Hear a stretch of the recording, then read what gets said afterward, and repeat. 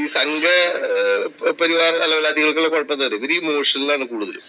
ഒരു ഇമോഷണലായിട്ടാണ് വിഷയങ്ങളെ കാണുന്നത്. ഇമോഷൻസ് നിങ്ങൾ ഏത് വിഷയത്തിൽ നിങ്ങൾ ഇമോഷൻസ് കൊണ്ടുവന്നാൽ നിങ്ങൾക്ക് സൊല്യൂഷൻ ഉണ്ടാവില്ല. നിങ്ങളുടെ ജീവിതത്തിലായാലും നിങ്ങളുടെ ഒരു പൊതുവായിട്ടുള്ള വിഷയങ്ങളാണെങ്കിലും അവിടെയൊക്കെ ഇമോഷൻസ് കൊണ്ടുവന്നാൽ നിങ്ങൾക്ക് സൊല്യൂഷൻസിലേക്ക് എത്താൻ പറ്റില്ല. അതേപോലത്തെ ഒരു ഇമോഷണൽ രാഷ്ട്രീയമാണ് ഇപ്പൊ വേടൻ കളിക്കുന്നത്. ഇവന്റെ വേടൻ പറഞ്ഞത് വളരെ നല്ല, വേടന്റെ ചെയ്തത് നല്ല ടാക്ടിക്കാണ്. കാരണം ഈ സാധനം ഈ ഇലക്ഷൻ സമയത്തായാലും ശരി, അല്ലെങ്കിൽ ഇതിന് ശേഷമായാലും കത്തിച്ചു നിർത്തണം. അപ്പൊ ഇവനെന്ത് ചെയ്യും? ഈ ഗുഡ് പോളിസി ബാഡ് പോളിസി ഇവൻ തന്നെ കളിക്കും. മനസ്സിലാവുണ്ടോ? പൊളിറ്റിക്കലി അതിന്റെ ഇതാണ്. ഇവൻ ഒരു തവണ പറയും ഞങ്ങൾ അടിച്ചമർത്തപ്പെട്ട അവന്റെ അമ്മയുടെ രണ്ടാം കെട്ടെന്നൊക്കെ പറയുകയും ചെയ്യും. പിന്നെ നേരെ തിരിച്ച് ഇങ്ങനത്തെ ഒരു കാര്യം അവൻ കൊണ്ടുവന്നിട്ട് എന്നിട്ട് ഇപ്പൊ ഇതിനെ കുറിച്ച് ചർച്ച ചെയ്യാകുമ്പോ അവൻ എന്താ ചെയ്യാൻ പോണ അറിയോ? ഇങ്ങനെയാണ് ഇവിടുത്തെ അവരുടെ ഫാസിസ്റ്റ് നരേറ്റീവ് ബിൽഡ് ചെയ്ത് വെച്ചിരിക്കുന്നത്. അതിന് സയന്റിഫിക് പ്രൂഫ് ഇല്ല. ഞാൻ ഇന്റർവ്യൂ കണ്ടു, പക്ഷെ ഈ മൊട്ട അരുണിന്റെ ഒരു ആരാധന കണ്ടോണ്ടിട്ട് ഞാൻ ഇന്റർവ്യൂ അധികം ശ്രദ്ധിച്ചില്ല. എന്താ വെച്ച് കഴിഞ്ഞാൽ നിങ്ങളൊരു ഇന്റർവ്യൂവർ ആണെങ്കിൽ നിങ്ങൾക്ക് ആരാധന ഉണ്ടെങ്കിലും അത് തൽക്കാലം മാറ്റി വെക്കുന്നത്. ഇത് തന്നെയാണ് അർണബ് ഗോസ്വാമി നരേന്ദ്രമോദി ഇന്റർവ്യൂ ചെയ്തപ്പോഴും ആയിരുന്നു. അവിടെ സാധാരണ അർണബ് ഗോസ്വാമി അല്ല ഒരാള്. ഈ കരൺ താപ്പറെ സംബന്ധിച്ച് പറയുകയാണെങ്കിൽ കരൺ താപ്പർ ബയാസ്ഡ് ആണ് അയാളുടെ ഇന്റർവ്യൂ. അയാൾ അങ്ങനത്തെ ഒരു സ്വഭാവമുള്ള. അപ്പൊ ഓരോരുത്തർക്കും ഓരോ രാഷ്ട്രീയം ഉണ്ടാവും എന്റെ അഭിപ്രായത്തിൽ. പക്ഷെ ഇവരോട് ഞാൻ നടക്കുകയാണ്. അതുകൊണ്ടാണ് ഇപ്പൊ കുറച്ച് ദിവസമായിട്ട് ഈ സുഡാപ്പികള് തലോടി അടക്കം സുഡാപ്പികളും തലോടിയും പിന്നെ ബാക്കിയുള്ള എല്ലാം ഈ ജാതി തലോടിയൊന്നല്ല, സുഡാപ്പികള് തലോടിയിൽ പെട്ടു. അതെ, എന്നാലും ഒരു ഡിസ്റ്റിങ്ഷൻ കിടക്കട്ടെ തമാശക്ക്. അപ്പൊ ഇവന്മാര് ജാതികളുടെ സംഭവം ഇറക്കുന്നുണ്ടല്ലോ. അത് കാരണം ഇവന്മാര് ഒരു സെൻട്രൽ ഇൻസ്ട്രക്ഷൻ കിട്ടാതെ ഇങ്ങനെ ചെയ്യില്ല. അപ്പൊ ഇത് അതിന്റെ ഒരു ഇന്നലെ ഞാൻ ഒരു പിന്നെ നമ്മുടെ പഴയ ഒരു ഹിന്ദി ഗ്രൂപ്പ് ചെന്നപ്പോ അവര് പറയാണ് നിങ്ങൾ എല്ലാവരും റിയാക്ഷണറീസ് ആണ്. അവര് ആക്ഷൻ തുടങ്ങുന്നു, നിങ്ങൾ റിയാക്ട് ചെയ്യുന്നു. അത് എപ്പോഴും അങ്ങനെ തന്നെ. അത് ഇനി എപ്പോഴും മാറുകയാണ്. ഞാൻ കൂടെ എനിക്കറിയില്ല. പക്ഷെ സ്റ്റാർട്ടിങ് ഇതാണ്. ജാതി എങ്ങനെ ഉണ്ടായി അത് ചിലപ്പോ അതെന്താണെന്നറിയോ, ഇവർ അഡാപ്റ്റ് ചെയ്യുന്നതിൽ ഇപ്പൊ വളരെ മിടുക്കന്മാരായിരിക്കും. പണ്ടത്തെ ഒരു ക്രൂഡ് ഫോമിലല്ല ഇപ്പോ ഇസ്ലാമിക വർഗീയവാദം പ്രവർത്തിക്കുന്നത്. പണ്ട് വളരെ ക്രൂഡാണ്. നമ്മുടെ ജോസഫ് മാഷിന്റെ ഒക്കെ കൈവെട്ടിയ സമയത്തൊക്കെ അത് ഭയങ്കര ക്രൂഡാണ്. അപ്പൊ അതിനെ കുറച്ചുകൂടി എളുപ്പമാണ് ഇതിനാണ്. ഇപ്പൊ അതല്ല.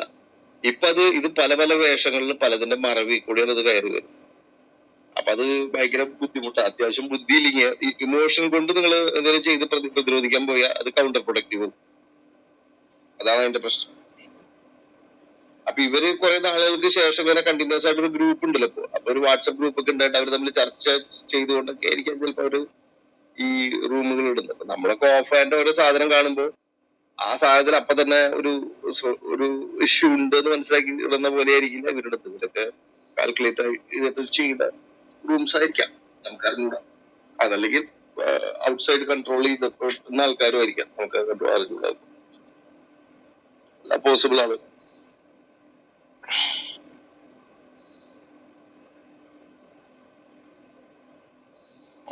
ആരേലും ഒന്നൊരു ഉത്തരം പറയട്ടെ. എന്റെ DNA പഠിത്തമില്ല.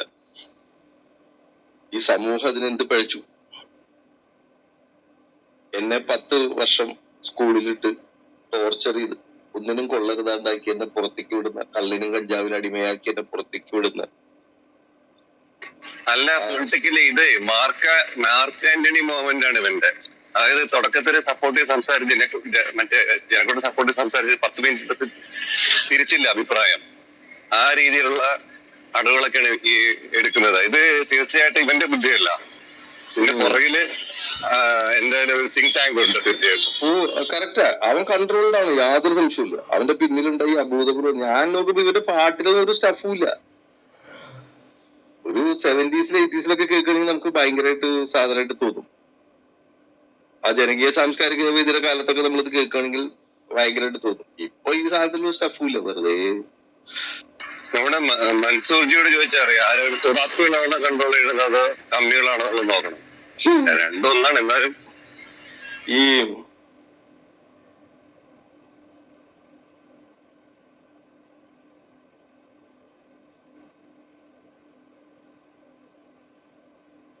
ഇന്നലെ ഒരു പേട്ട് ഫേസ്ബുക്ക് പോസ്റ്റ് ഇടുന്നുണ്ടല്ലോ ഈ മൻസൂർ എഴുതാറിയോ? അവൻ സ്കൂളിലൊക്കെ പോയിണ്ടോ? എടാ മൻസൂർ നീ സ്കൂളിൽ പോയിട്ടാ? മണ്ടത്തരം. അല്ല അവൻ സ്കൂളിൽ പോയിണ്ടോ? അതുകൊണ്ടല്ലേ ഞാൻ അവനെ ബെടക്കൂസ് മണ്ടമുത്താപ്പേന്നൊക്കെ വിളിക്കണേ. മൻസൂറെ എടാ നീ സ്കൂളിൽ പോയിണ്ടോ? ഞാൻ സ്കൂളിൽ പോയിട്ടില്ല. എനിക്കറിയാ ഏതാ വെറുതെ അനാവശ്യമായിട്ടുള്ള കാര്യങ്ങൾ പറഞ്ഞു കിടക്കണം. അവൻ എഴുതാറൊന്നുമില്ല. അവൻ ആരെങ്കിലും എഴുതി കൊടുത്തായിരിക്കും. അതവൻ പടം വരയ്ക്കണമാര് ചെയ്തായിരിക്കും. അത് മെഹബൂബ് വരുന്നുണ്ട്. നിങ്ങളുടെ കുട്ടിച്ചാത്തനാണ് മൻസൂർ അല്ലേ? അപ്പോൾ അവിടെ ഇവിടെ ഇത് ഒറ്റയ്ക്കൊന്നും പറയണ്ട, നമുക്ക് നേരിട്ട് പറയാൻ കൂടാ. അയ്യോടി വെപ്പോടി പറഞ്ഞത് നീ എന്തൊക്കെയോ ഇടക്കോളെ പറ്റി തെറി എഴുതിട്ടു ഫേസ്ബുക്കില്. എന്നിട്ട് ആൾക്കാർ വിളിച്ച് ചോദിക്കുന്നത് ഇടക്കോളെ ഏതാണ് ഈ മൻസൂർ എന്ന് പറഞ്ഞ ജിന്ന് എന്നൊക്കെ ചോദിക്കുന്നത് പറഞ്ഞ എന്താണ് മെഹബൂബ്? ആ കരിച്ചായ പിടിച്ചു, മരുമകള് ചായ കൊണ്ടുവന്നു, ചായയും പഠിച്ചു.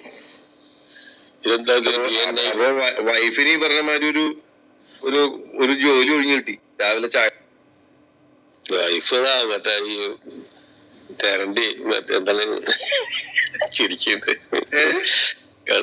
തെരണ്ടി പാല് തെരണ്ടി കിടക്കണ മാതിരി കിടക്കുന്ന പറയാ. അവർക്കൊരു പണി ഒഴിവായി കിട്ടി. നന്നായി അത്. ഇന്നത്തെ കാലത്ത് മരുമക്കൾ ഒരു ചായ കൊണ്ടു തരാന്നൊക്കെ പറഞ്ഞ ചൂടെ മരുമകള് എണീച്ചില്ലല്ലോ, ഞാൻ ഫോൺ വിളിപ്പിച്ചതാ. ശരിയോ? അത് മഴ കാരണല്ലേ, തണുപ്പുള്ളതല്ലേ.